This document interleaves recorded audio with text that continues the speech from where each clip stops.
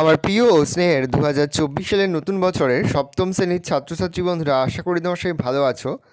আজ আমরা যে বিষয়টি নিয়ে আলোচনা করব সপ্তম শ্রেণীর সেকেন্ড সামেটিক অর্থাৎ দ্বিতীয় পর্যায়ক্রমিক মূল্যায়নের বাংলার কোশ্চেন পেপার নিয়ে। দেখো সরাসরি স্ক্রিনে কিন্তু আমরা সপ্তম শ্রেণীর সেকেন্ড সামেটিক অর্থাৎ দ্বিতীয় পর্যায়ক্রমিক মূল্যায়নের বাংলার কোশ্চেন পেপারটা দেখতে পাচ্ছ। ফুল মার্কস তোমাদের রয়েছে 25 আর সময় তোমাদের রয়েছে 50 মিনিট।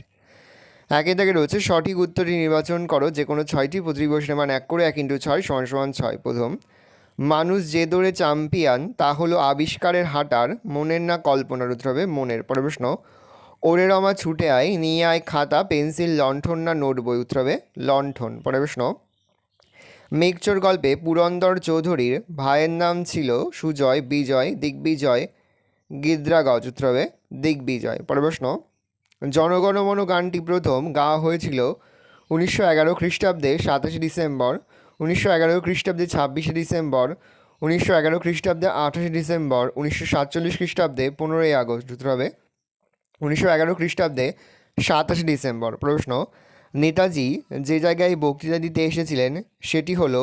নেতাজির বক্তৃতার আগে নজরুলের গান, নেতাজির বক্তৃতার পরে নজরুলের গান, যে কোনো নেতার বক্তৃতার আগে নজরুলের গান, যে কোনো নেতার বক্তার পরে নজরুলের গান? উত্তর হবে নেতাজির বক্তৃতার আগে নজরুলের গান। প্রশ্ন, স্মৃতিচিহ্ন কবিতায় নামগুলি কোথায় ভেসে যায়?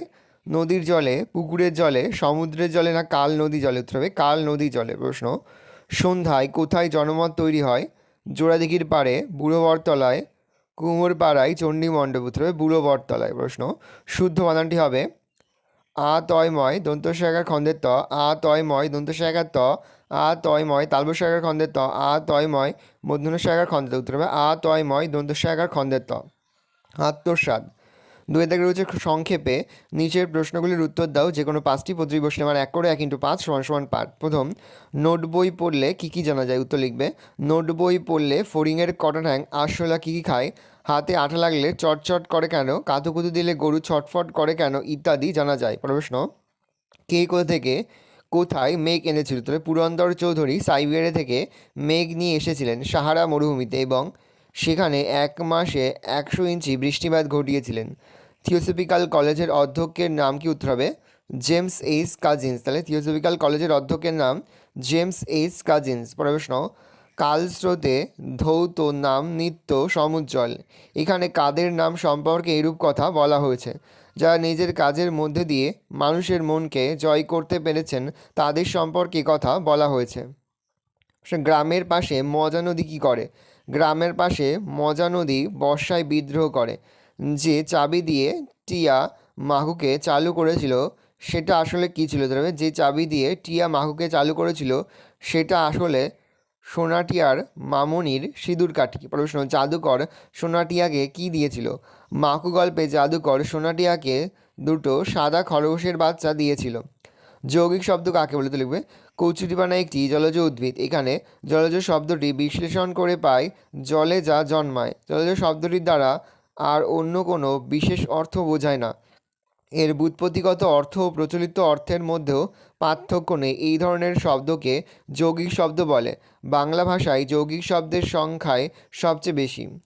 রূঢ় শব্দ কাকে বলে? উদাহরণ দাও। যেসব শব্দের প্রচলিত অর্থের সঙ্গে ব্যুৎপত্তিগত অর্থের কোনো সম্পর্ক নেই তাদের রূঢ় শব্দ বলে, যেমন মণ্ডপ, প্রবীণ, হরিণ ইত্যাদি। 3 দাগে রয়েছে নিচের যে কোনো একটি প্রশ্নের উত্তর দাও। প্রশ্নের মান 3। প্রথম, বাইরে চলাটা আসল নয়, লেখকের মতে আসল চলা কোনটি? লেখকের মতে আসল চলা, লেখকের মতে মানুষের প্রকৃত চলা হলো তার মনভূমির মধ্যে। মানুষের মনের গতিবেগ আলোর গতিবেগ সম্পন্ন। এই তীব্র গতিবেগ সম্পন্ন মনকে সঙ্গে নিয়েই মানুষ বিভিন্ন দিকে তার পদচালনা করেছে, অজানাকে জানতে পেরেছে। প্রশ্ন, অসীমা কেন পুরন্দরকে ফেরিওয়ালা বলে ব্যঙ্গ করেছে?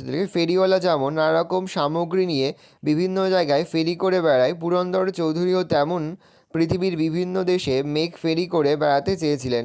আলাস্কার লেক স্লেভারে জল শুকিয়ে ফেলে তিনি 95,000 কিউবিক মাইল আয়তনের এক বিশাল জলভরা মেঘ তৈরি করতে এবং তা বিভিন্ন দেশে ফেরি করতে চেয়েছিলেন, তাই অসীমা তাকে ফেরিওয়ালা বলে ব্যঙ্গ করেছেন।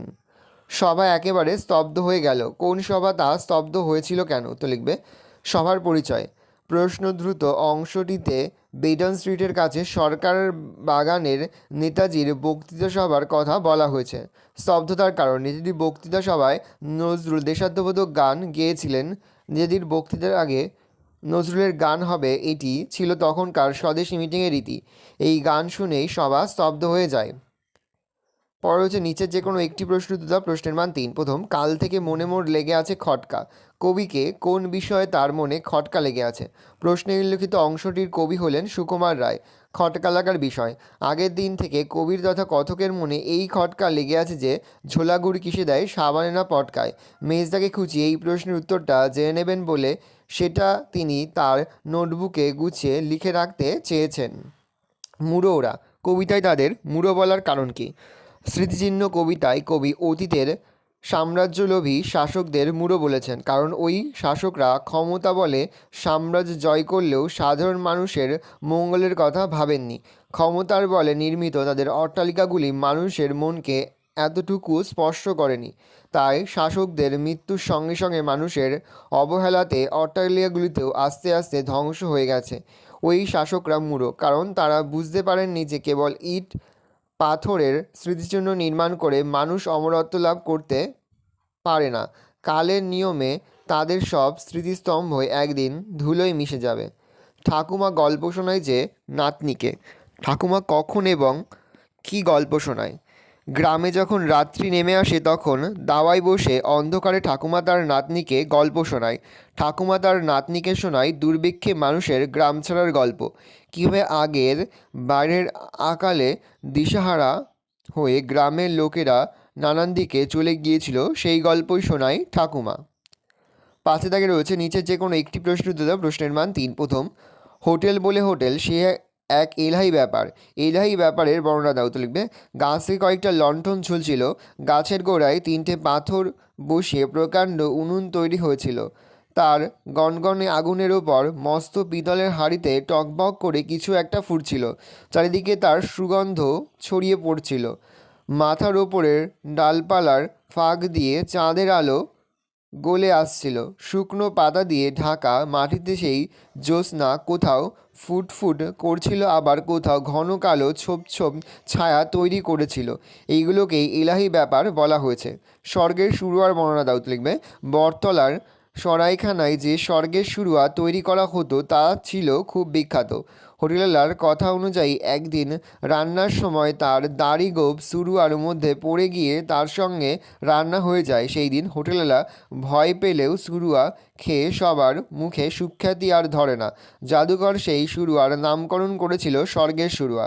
সেই থেকেই এটি এই নামে বিখ্যাত। তারপর থেকে হোটেলওয়ালা তাই এইভাবেই রান্নাটি করে থাকে। 6 দাগে রয়েছে যে কোনো একটি বিষয়ে প্রবন্ধ রচনা করো। প্রশ্নের মান 5। প্রথম, একটি প্রাচীন বটগাছের আত্মকথা। ভালো করে দেখে নাও, আমি আর মুখে বলছি না। মুখে বললে ভিডিওটা বড় হয়ে যেতে তোমাদের অসুবিধা হবে। আমি আস্তে আস্তে স্ক্রল ডাউন করছি, তোমরা কিন্তু অবশ্যই ভিডিওটা থামিয়ে বা স্ক্রিনশট নিয়ে কিন্তু সম্পূর্ণ নোটটা তোমরা এখান থেকে পড়ে নেবে বা তোমাদের খাতাতে তোমরা কিন্তু নোট ডাউন করে নেবে। ভালো করে দেখে নাও, আস্তে আস্তে স্ক্রল ডাউন করছি।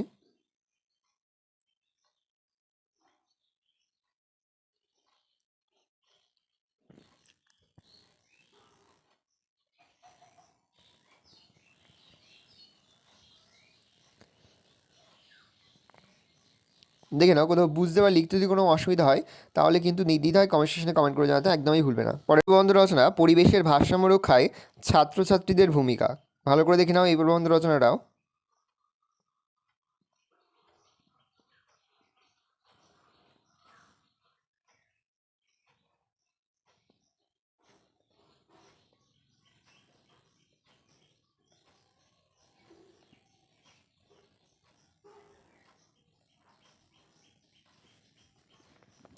ভালো করে দেখে নাও, এই রয়েছে টোটাল তোমাদের সেকেন্ড সামেটিভ অর্থাৎ দ্বিতীয় পর্যায়ক্রমিক মূল্যায়নের সপ্তম শ্রেণীর বাংলার কোশ্চেন পেপার। ভালো, তোমার কোশ্চেন পেপারটা দেখে নাও। আশা করি ভিডিওটা ভালো লেগেছে। ভিডিওটা ভালো লাগলে ভিডিও লাইক করতে দিয়ে ভুলবে না। আর আমার চ্যানেল নতুন হওয়া লাল কালার সাবস্ক্রাইব প্রেস করে পাশে বেল আইকন প্রেস করে যখন নতুন কোনো ভিডিও আপলোড করি সবার ফার্স্ট নোটিফিকেশন তোমরা পেয়ে যাও। আর এই ভিডিওটি তোমার বন্ধু বান্ধবী আত্মীয় স্বজন সবার মধ্যে কিন্তু অনেক শেয়ার করে যায়। এবছর সপ্তম শ্রেণীতে পড়ছে। আমরা কিন্তু ইতিমধ্যেই সপ্তম শ্রেণীর প্রতিটি বিষয়ের সিলেবাস, প্রশ্নকার এবং নমুনা প্রশ্নপত্র কিন্তু আপলোড করে দিয়েছি। তোমরা এখনও পর্যন্ত সেই ভিডিওগুলো না দেখে থাকো, ভিডিওগুলো কিন্তু তাড়াতাড়ি দেখে নাও। তোমাদের সকলকে জানাই আগাম পরীক্ষার অনেক শুভেচ্ছা এবং অভিনন্দন। একেবারে ভিডিও শেষে স্ক্রিনে তোমরা একটা প্লেলিস্ট দেখতে পারবে, তারপরে ক্লিক করলেই সমস্ত ভিডিওগুলো কিন্তু তোমরা পর দেখে নিতে পারবে। কোনো প্রশ্নের উত্তর লিখতে বা বুঝতে যদি কোনো রকম অসুবিধা হয় তাহলে কিন্তু নির্দ্বিধায় কমেন্ট সেকশনে কমেন্ট করে যাওয়াতে একদমই ভুলবে না। তাহলে তোমরা কোশ্চেন পেপারটা দেখে নাও।